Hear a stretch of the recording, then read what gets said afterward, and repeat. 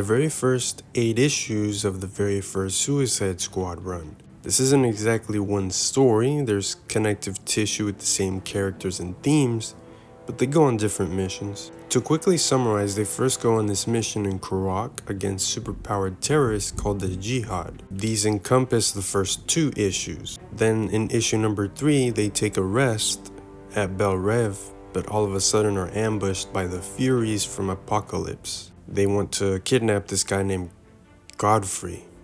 I don't really know who he is, but I'm sure that's like from earlier comics. Issue number 4 has the squad deal with racial politics, stopping a man who talks down on minorities while also bringing them in. This is literally Blue Hawk from The Boys. Then for the next 3 issues, issues 5, 6, and 7, they go to Russia with the help of the Penguin and try to break out Zoya Trigorin, an activist. Then the final issue, it's mostly the aftermath, which I'll go more into in depth later on at the end of the video. Now I wanted to talk about the characters that show up. In the first issue, basically the origin of the Suicide Squad, the original Suicide Squadron shows up.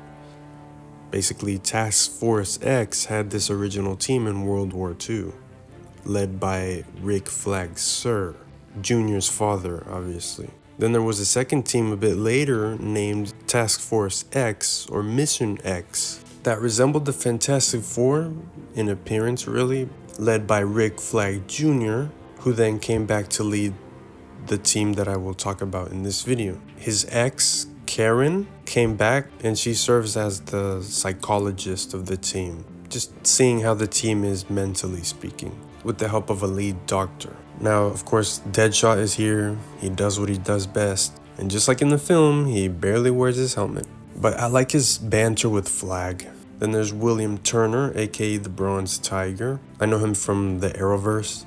Apparently he was brainwashed by the League of Assassins, but that's not really paid off in this story. There's like way more Suicide Squad issues after this story, and I'm sure it gets paid off there, but not in this story arc.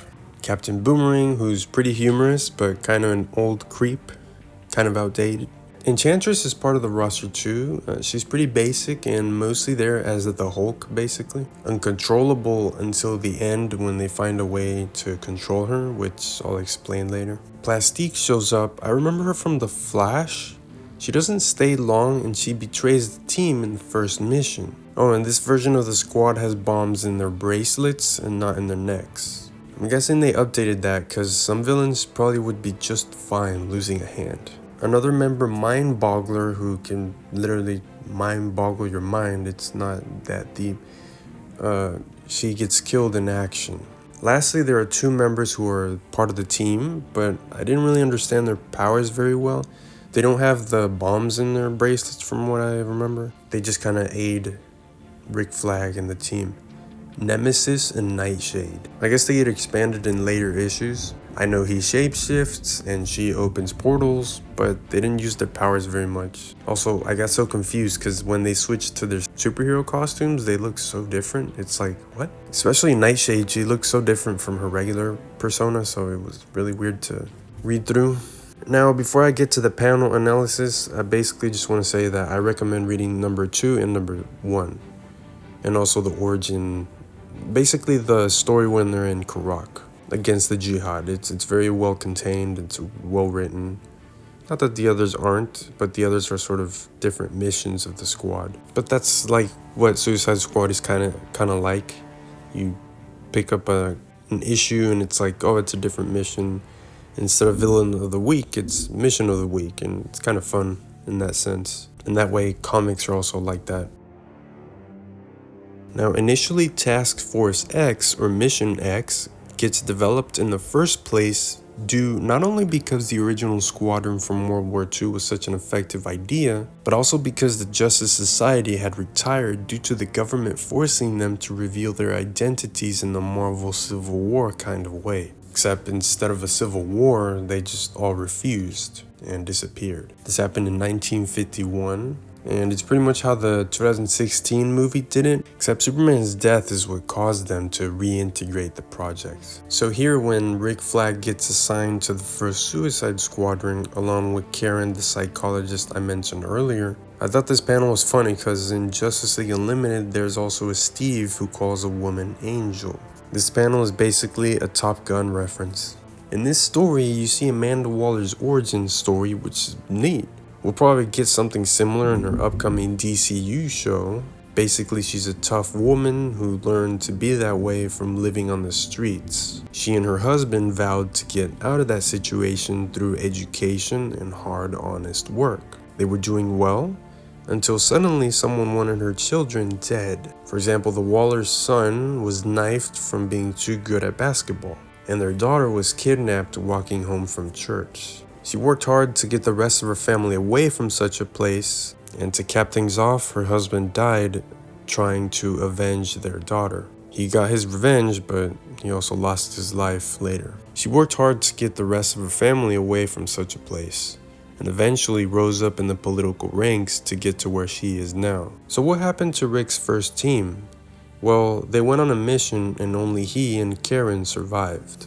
I found this panel interesting. It's Vicky Vale, who you might know from Batman, interviewing John Economos, who you might know from Peacemaker. He details he's like the warden of Belle Reve and basically explains to her that it's a facility that can house these super criminals. For example, Parasite in this panel. He mentions the Keene Act of 1961 and the Ingersoll Amendment of 1972. And I couldn't find anything on the Ingersoll Act, other than it's just a reference to comic writer Bob Ingersoll. The Keene Act is apparently the act used against the Justice Society in 1951 to force them to reveal their identities to the world. It's also referenced to the one in Watchmen, but that one is the Keene Act of 1977. This panel is humorous. I always thought the name Suicide Squad was a bit much. I mean, if you name them the squad alone without the suicide part, it's kind of like what they did in Lego Batman 3, and it doesn't work. I like this panel because Karen even thinks that the name is too much until Amanda gives her a fitting explanation.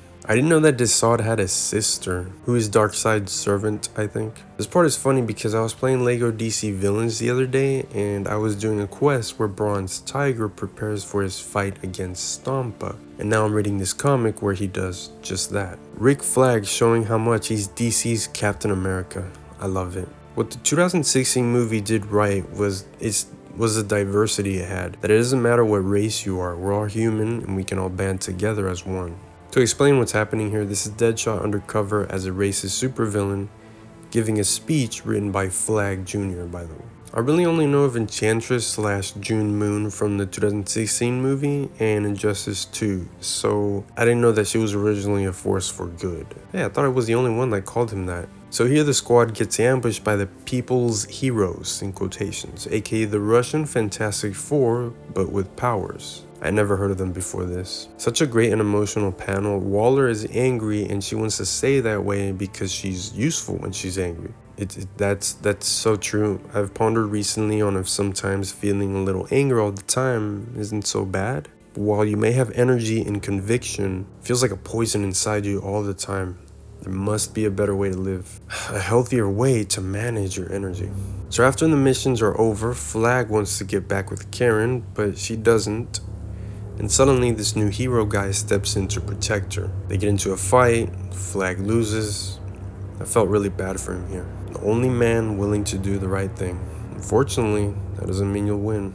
Pretty similar to his encounter with Peacemaker in the 2021 movie. Bronze Tiger is then stated as the new leader, and they find a way to control Enchantress via a magical ring gifted by Madame Xanadu, who I've heard before but don't know much about. From this, I just assume she's like a really powerful sorceress, a really powerful and knowledgeable sorceress. Finally, the story ends with Boomer posing as the dead Mirror Master so that he can continue crime while not adding to his record. So, you remember the doctor who told Waller that he heavily disagreed with the name of the team?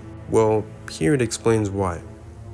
It seems he's contemplated suicide before, but he expresses his gratitude for his wife, who helps him face whatever it may be, together, that he's not alone.